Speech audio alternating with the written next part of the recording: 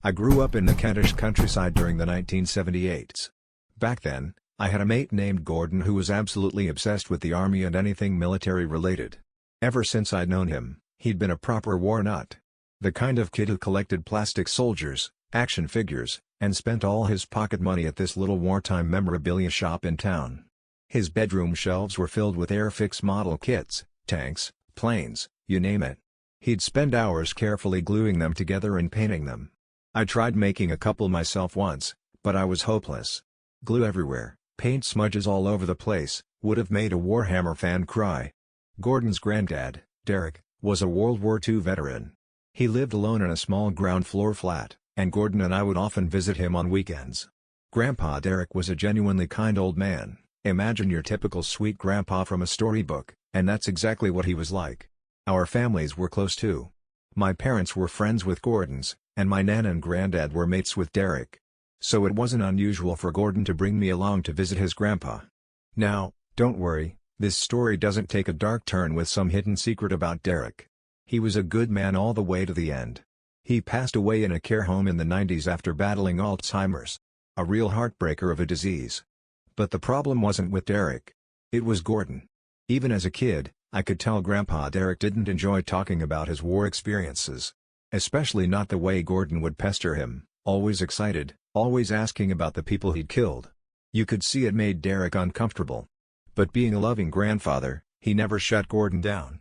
He just smiled and shared whatever memories his mind and his PTSD would allow. The event I'm about to tell you about happened when Gordon and I were about 10. It was a Saturday, and we'd gone to visit Grandpa Derek, this time with our other mate, Eugene. Eugene wasn't Gordon's favorite person. He was kind of whiny and always complaining, and Gordon didn't have much patience for that. But I liked Eugene, and I invited him to hang out with us that day. Gordon was a bit annoyed with me for it, but after our visit to Derek's flat, he suddenly brightened up.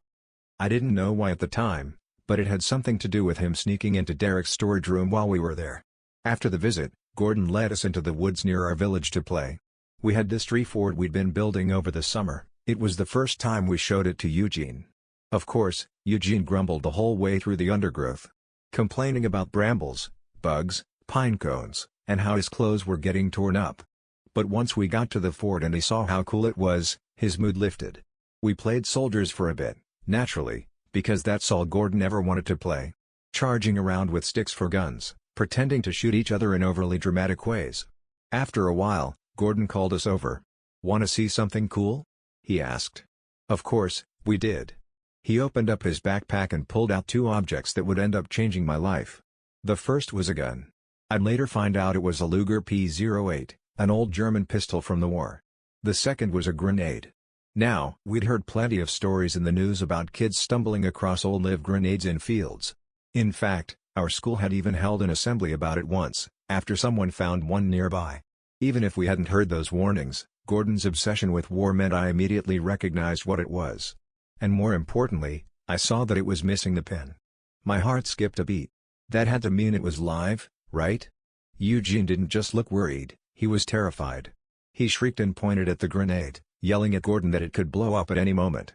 He said Gordon didn't understand how dangerous it was, that he could kill all three of us. And that's when Gordon smiled. "I know," he said calmly.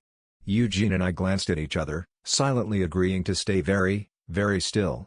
Gordon tucked the pistol into his jacket pocket, then held the grenade tightly in his hand. "If I let go of this lever," he said, "we all die." Trying to keep things level, I told him, "Maybe don't do that." Eugene, on the other hand, was panicking out loud. Gordon started talking in this dreamy voice about how if we all exploded together, we'd go out as heroes, like soldiers dying in battle. I pointed out that there was no enemy. No war. It'd just be three idiots blowing themselves up for no reason. Eugene looked like he was about to bolt. He kept glancing over his shoulder, and I was terrified that if he made a run for it, Gordon would panic and toss the grenade at him. "Please, Gordon," I said, trying to sound calm. He held the grenade tighter. Now he was rambling about honoring his grandpa's memory. I thought, what the hell is wrong with this kid? I told him he was being completely mental.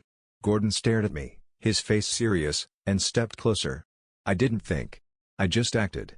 I grabbed the grenade out of his hand and hurled it as far as I could. Then I braced for impact. Silence. We stood there, frozen. Then Gordon started laughing, like, full-on, maniacal laughing. "It's fake," he shouted. "It's a model." I was stunned. Speechless. The whole thing was a prank. Serious, war-obsessed Gordon had just pretended he was going to blow us up, as a joke. "That was awesome," he said, still laughing. Eventually, I started laughing too. Eugene.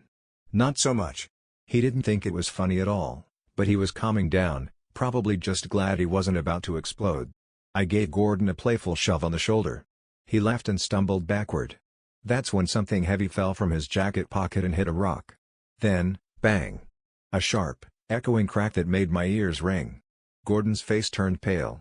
Eugene collapsed to the ground like something out of a slow-motion movie. I turned, mouth wide open. Blood was trickling down his forehead. It all happened so fast. What we later found out was that the Luger, Gordon had swiped it from Grandpa Derek's flat, had been real. Derek had kept it since the war. He thought it was broken and unloaded. But turns out it wasn't. It had probably just jammed from decades of neglect. When it hit the rock, it discharged. And the bullet hit Eugene. Right in the forehead. But somehow, he was okay. The wound looked bad, but the bullet had only grazed him. It ricocheted off the hard bone of his forehead. Turns out, it's harder to lethally shoot someone in the head than the movies make it seem. Eugene was unbelievably lucky. And after that? He became a legend at school. The kid who got shot in the head and lived. Coolest kid around. He still jokes that it was the best thing that ever happened to him. As for Grandpa Derek, he didn't get into much trouble. This was before the UK's gun laws got really strict. He got a warning from the police, and a serious talking to from Gordon's mom. Gordon, though? He was in deep trouble. His parents made him throw out all his war toys and military models. We weren't allowed to visit Grandpa Derek without an adult anymore, mostly for Derek's own protection. In the end, things turned out okay. Gordon grew up to be a normal, well-rounded guy. The whole incident completely killed off his obsession with the military. The kid who swore he'd become a soldier? He's now a manager at Sainsbury's. Gordon and I still keep in touch. And Eugene never lets him live down the time Gordon shot him in the head. I had another friend in high school who nearly ruined my life. His name was Leo. Leo was smart. Like, genius-level smart. But not in the kind of way that gets you awards or praise. More like the dangerous kind of smart. Too smart for his own good. The kind of smart that gets bored easily and starts doing stuff just to entertain himself, without any care for the consequences. I hadn't really known him before junior year. We didn't hang out in the same circles. I was your typical average guy, decent in school, decent in sports, mostly football and baseball. My friends were mostly jocks or sporty types. Leo, on the other hand, was this quiet, brainy guy I'd always assumed was into theater or band or something like that.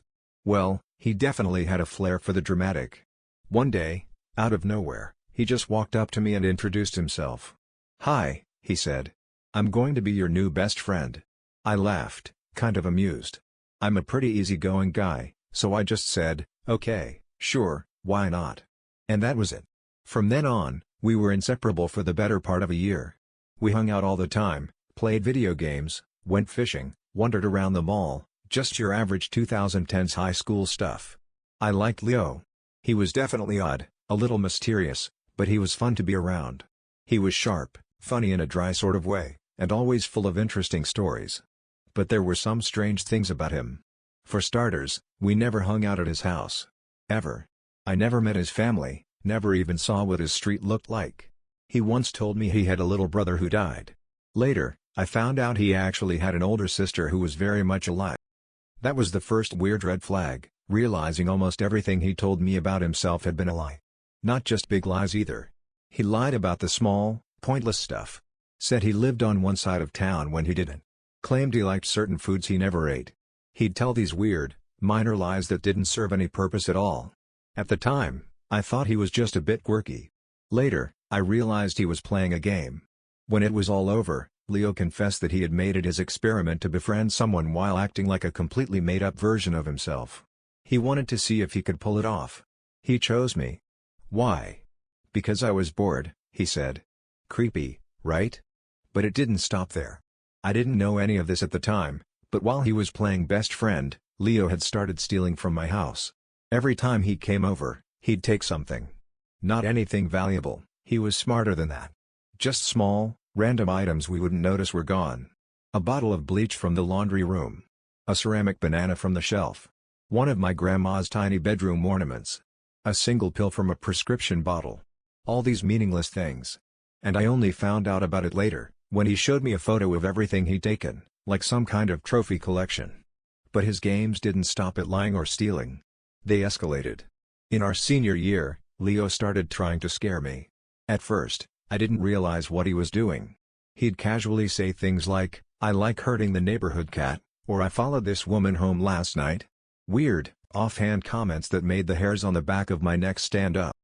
Then he started referring to his trophies. I thought he was talking about sports or something, but when I asked, he just smiled and said, "You'll see." That's when I started distancing myself from Leo. I stopped hanging out with him so much. I felt uneasy, like something was off. And I was right. Because then came the final game. One random day in class, math, I think, I got called to the office. I wasn't in trouble, at least not that I knew of, so I figured something had happened at home. I was nervous. When I got to the office, the principal was waiting. So was a security guard and a front desk lady. They told me they needed to search my backpack and my locker. I had no idea what was going on, but I figured I had nothing to hide. So I let them. First, they checked my bag, just books and a pair of sweaty gym socks. The principal and the security guy gave each other this strange look. I was starting to freak out. Then they took me to my locker. Again, nothing suspicious, just school stuff. I finally asked what this was all about. That's when they told me. Apparently, multiple students had reported that I had been talking about a hit list. That I'd confided in people that I had guns in my locker. That I was planning something violent. I was in complete shock. None of it was true. I broke down right there in the hallway. Full on crying, shaking, the works. I was so scared and confused. The principal must have believed me, because the secretary took me back to her office and made me a cup of tea. Seriously, she gave me tea like I was some shattered old man. I asked who had accused me, desperate to understand. They said they couldn't tell me. But the secretary did mention that the students had genuinely believed they were helping. That they'd been misled. I didn't know it yet, but this was all Leo's doing. A week later, I got an awkward apology from the school. They said the accusations weren't credible and that it was all just a misunderstanding. I didn't push for more answers. I was just relieved to have the nightmare over. I didn't hear from Leo again until after graduation. I'd started college in another state by then, miles away from home. I had no idea where Leo had gone. Didn't care. Then one day, I got an email. From him. He'd somehow gotten my private college email address. Of course he had, another creepy little flex to show how smart he was. And in the email, he told me everything. He confessed to the whole charade. All the lies. All the random things he'd stolen. He even attached a photo of everything, laid out on a table, with a copy of the day's newspaper in the frame, like it was some kind of twisted ransom picture. Then he went on about the serial killer act, how he'd deliberately dropped hints to make me scared. How he wanted me to start wondering if I was safe around him. And then he explained how he had manipulated other students into thinking I was dangerous. He never told them directly. Instead, he planted stories, made small comments, and let their imagination do the rest. He even admitted that he helped clear me. Once things got too real, he nudged the same kids to say they misunderstood. That it was all a mix-up. Why? Because I didn't want you to actually get in trouble, he wrote. I just wanted you to know I could. And that's the part that haunts me the most. Because it's true. If someone really wants to ruin you, and they're smart enough, they probably can. Especially if you're young and don't know how to defend yourself.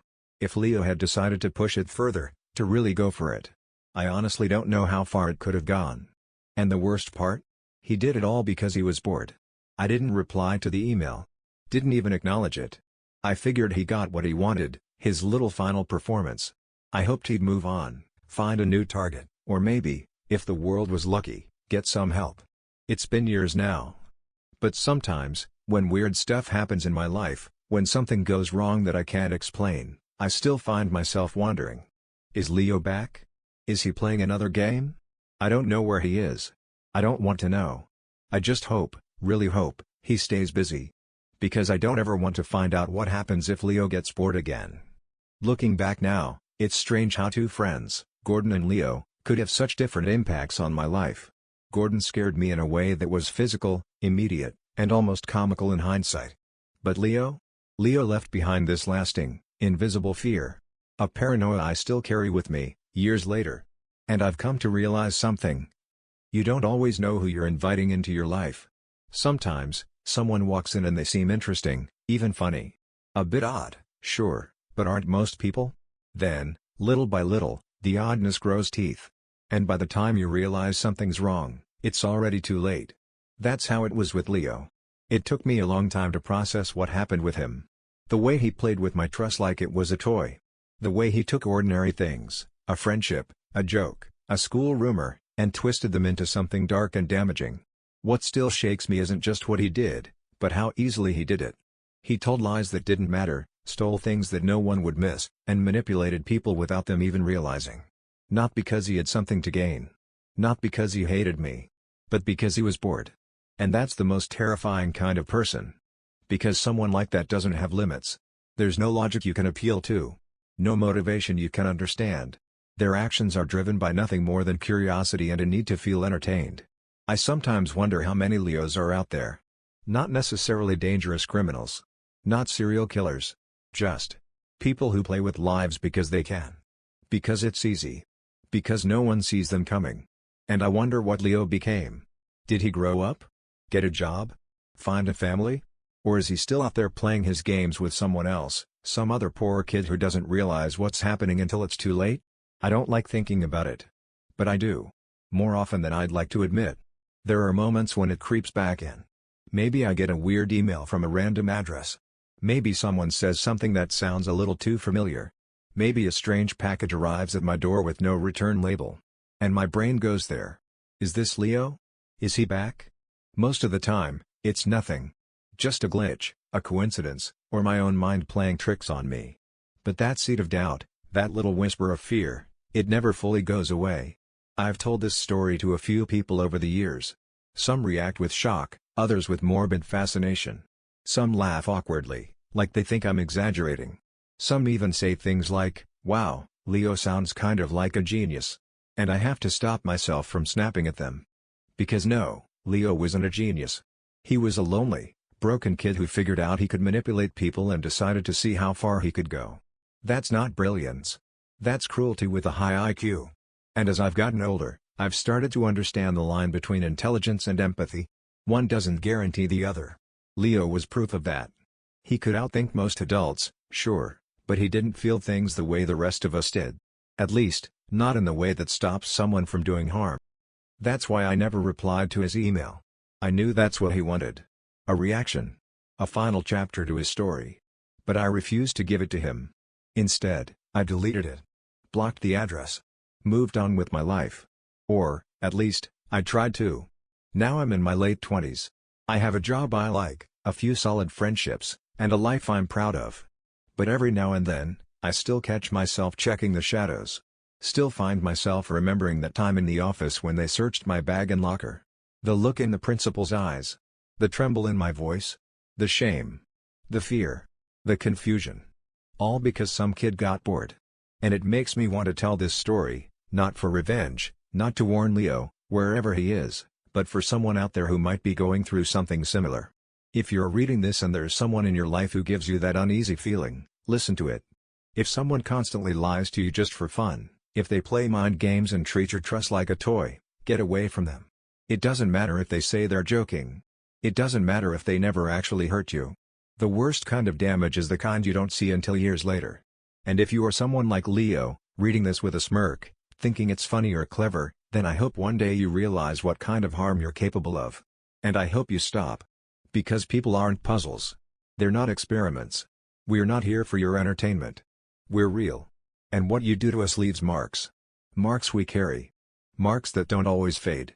I remember once asking my dad, after all of this happened, how someone could do something so cruel and still sleep at night. And he said something I've never forgotten. People like that don't see it as cruel. They see it as interesting. That chilled me more than anything else. Because it's true. For someone like Leo, fear isn't a boundary. It's a result. A goal. He didn't want to hurt me physically. He wanted to make me doubt myself. To be the voice in my head long after he was gone. And, in that way, he succeeded. But here's the thing. He doesn't get to win. Not really. Because I've built a life. I've learned from what happened. I know now how to spot the signs. I know the value of real friendships, the kind built on honesty, not games. I know how to protect myself. Leo? He'll always have to live with what he is. And if he ever thinks about finding me again, I hope he remembers that I'm not the same kid he once tricked. I'm not scared anymore. Not of him, anyway. So, yeah. I had a friend who nearly ruined my life.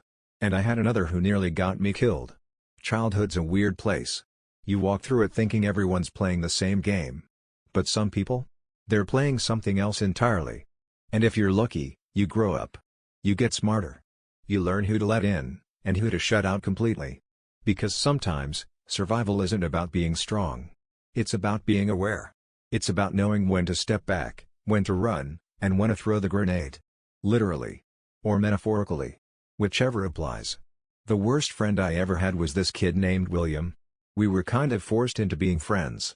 Our moms were close, and from the very beginning, kindergarten, actually, William just decided I was going to be his. Not just his friend. His. Like he owned me. To him, I wasn't a person, I was a toy. A walking, breathing, talking toy there purely for his amusement. And his favorite way to have fun? Making me cry. We were only about 5 years old, but William already knew exactly how to pinch, poke, prod, and torment me without ever getting caught. He was sneaky about it too. He'd reach under the table to pinch the inside of my thigh, or snap a rubber band against the back of my ear. It was subtle but painful, and no adult ever noticed. Because of him, I got labeled the crybaby.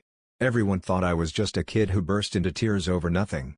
They didn't realize that William was hurting me, constantly, in quiet ways that left no obvious marks. During recess, he'd pull me behind the school building and choke me with my shirt collar until I threw up. He gave me burns on my arms that made it feel like my skin was splitting. He even pulled my hair out in clumps. He had these little pins he'd poke me with, just enough to cause pain. But nobody saw it. I became known as the clumsy, sensitive kid, the one who always broke his toys, tore his clothes, and ended up crying. But now that I think back, it wasn't me. It was always William. I wish I could say there was some weird twist, like William being my imaginary friend or something. But nope. He was very real. And he was awful. This continued all through elementary school. At one point, there was a glimpse of hope. William's family almost moved away because his stepdad got a job promotion. I was ecstatic. I thought it was finally over. But the move fell through. And just like that, I was stuck again, with my tormentor, my so-called best friend. Here's the messed up part, William genuinely seemed to like me. He wanted to hang out, play together, spend weekends at each other's houses. He'd made sure I had no other friends, of course. That's how he liked it. Back then, I thought this was normal. I didn't realize what real friendship looked like. Looking back now, it terrifies me how easily I convinced myself that I liked him too. That I wanted to be around him. Most weekends, I'd invite him over, even though it always ended with something broken or him getting in trouble with my parents. Occasionally, I'd go to his house instead. His family was richer than mine. He had a dog, an older sister, and a Nintendo. He never let me play the Nintendo. I'd just watch while he promised, "Next round is yours." But we'd always run out of time. One other thing William had? Bunk beds. So anytime we had a sleepover, it usually happened at his place. He always let me take the top bunk. As a kid without bunk beds, that seemed exciting, until I realized later it was because he was scared of heights and wouldn't sleep up there himself. I still remember this one night. I was about 8, maybe 9. It was late, well into the night, and I was sleeping on the top bunk at William's house. Suddenly, he shook me awake. No gentle nudging or whispering, he splashed water in my face to snap me out of sleep. Classic William. Then, wide-eyed and excited, he said, "We're going to the park." Even at that age, I knew we weren't supposed to go outside alone at night. But with William, I didn't have a choice. I didn't even need to say no. He already had that look, already reaching out to pinch me if I dared to resist. It was around May, so at least the night air was warm. I wasn't even dressed, he dragged me out in my pajamas. At least he let me put on shoes, I guess. But he had gotten dressed himself, of course. The park was just a short walk from his house. And at the center of it was a big jungle gym, tall and metal and kind of intimidating, especially in the dark. We'd never been allowed to play on it. William used to say it was gay to climb that thing. But now, for some reason, he was obsessed with it. "Climb to the top," he ordered. This was the 90s, so parks didn't have lights everywhere. There was a single flickering street lamp that barely lit the space. It was definitely not safe to be climbing anything. But again, saying no wasn't an option. I climbed. I was a pretty agile kid, and climbing didn't scare me as much as the idea of William getting mad did. So I climbed the netting, pulled myself to the top, and stood there. Then William said, "Do a handstand." I froze. I was athletic, but not that athletic. I wasn't a gymnast. I couldn't do a handstand even on flat ground, let alone at the top of a jungle gym in the dark. "I can't," I told him. He didn't argue. He didn't threaten. He just turned around and walked away. I lost sight of him for a second. And then, something slammed into my head. It was like an explosion inside my skull. Light flashed in my eyes. My balance vanished. And I fell, 12 feet straight down. The landing was impossible to describe. There was this crack, this snap, and then nothing. I was lying there, broken. I could taste blood in my mouth. I could smell it too. My face was wet. At first, I thought I was crying. But I wasn't. I was bleeding, from a major skull fracture, I'd later learn. I tried to scream, but no sound came out. I could only gasp, like I was choking on air. I couldn't even lift my head. Then I heard footsteps. William walked over, sat down next to me, and just looked at me. He didn't help. He didn't run for his parents. He didn't cry or apologize. He said, "See? This is what happens when you don't do what I say."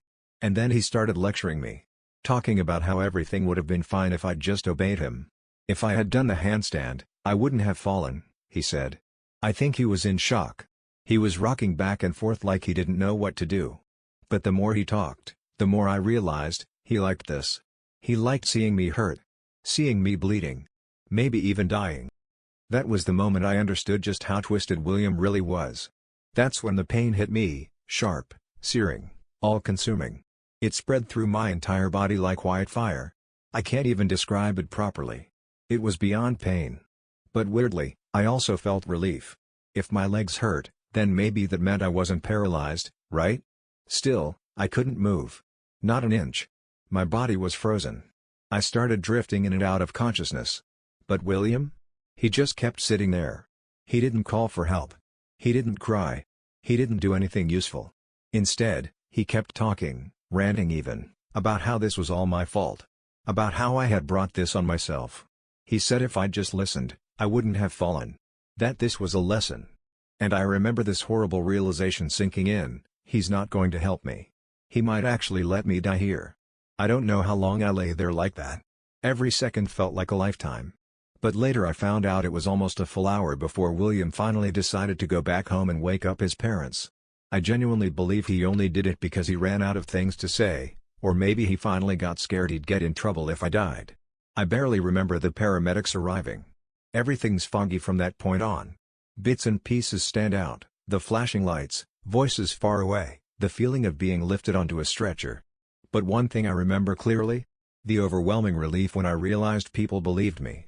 The moment I was able to speak, everything came pouring out. I told them about the bullying. About the pinching, the burns, the choking, the broken toys. About how William made me climb up that jungle gym in the dark. About the rock he'd thrown at my head. The doctors told my parents later that the injury I had, especially the fracture near my temple, was consistent with being struck by a rock.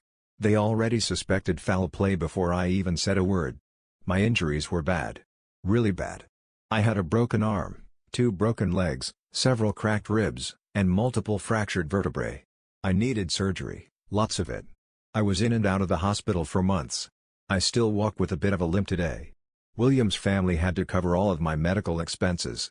And even though that was the law, I know my parents would have traded every penny for the chance to see that kid behind bars. If they could have pressed charges to the full extent, they would have. But William didn't go to juvie. He was only 8 years old. Instead, his mom and stepdad sent him away to one of those long-term behavioral camps for deeply troubled kids. Apparently, he was the youngest one they'd ever taken. A few years passed, and life slowly moved on.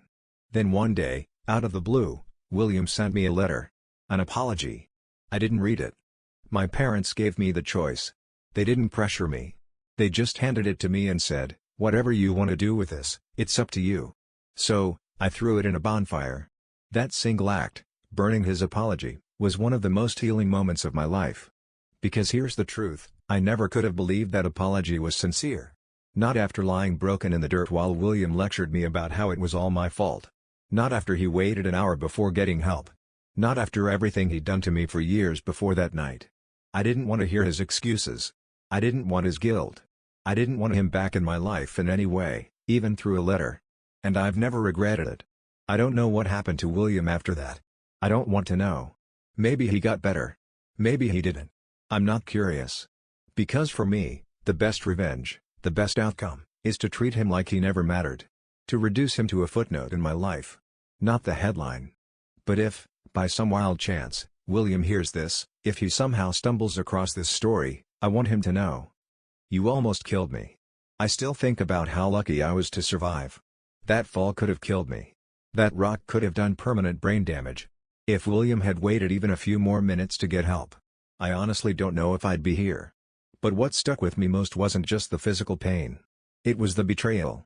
This wasn't some random kid at school picking on me. This was someone I called a friend. Someone I invited into my home. Someone I trusted. And he used that trust to control me. To hurt me. And eventually, to nearly destroy me. Even now, all these years later, I still deal with the effects. I've had to unpack a lot in therapy. Not just from the night of the fall, but from the years of manipulation that came before it. It wasn't just physical abuse, it was emotional, too. William made me feel like I deserved what he did to me. Like being hurt was just part of our friendship. Like that was normal. That kind of damage doesn't go away overnight. For a long time, I struggled to trust people. I assumed anyone who was nice to me must have an angle. I questioned my own instincts. I'd ask myself, am I being too sensitive? Am I overreacting? Because that's what William conditioned me to think. And that kind of second-guessing can follow you for years. But I've also worked really hard to heal. I've built healthy relationships. I've learned what true friendship looks like. I've learned to recognize manipulation and walk away from it before it takes root. I've grown stronger, more self-aware, and, most importantly, free. I'm not saying it was easy. It wasn't. But surviving William gave me something I never expected, perspective. You see, people like him don't just disappear when you grow up. They change shapes. They turn into toxic coworkers, narcissistic partners, or domineering bosses. But because of what I went through, I can see them coming from a mile away now. I know the signs. I know how to protect myself. And that's something I wish I could give to every kid like I was, every quiet, scared kid who thinks their friend is just a little intense. That the pain is just part of how friendship works. If that's you, I want to say this, it's not normal. It's not okay. And you don't have to stay silent. No one owns you. Not a friend. Not a classmate. Not anyone. You deserve to feel safe, respected, and valued. You deserve real friendship, not fear. Looking back, I used to think that what happened to me was just one of those childhood accidents. But I know better now. It wasn't an accident. It was a consequence of abuse. William made a choice. Over and over again, he chose to hurt me. And that night in the park, he made a choice that could have ended my life. But I made a choice too. I chose to tell the truth. To speak up. To stop protecting someone who never protected me. And that choice? That changed everything. So if you've been holding back, if there's a William in your life, I hope this story helps you find the strength to make your choice. Because you're not alone. And you never deserve to be treated like someone else's possession.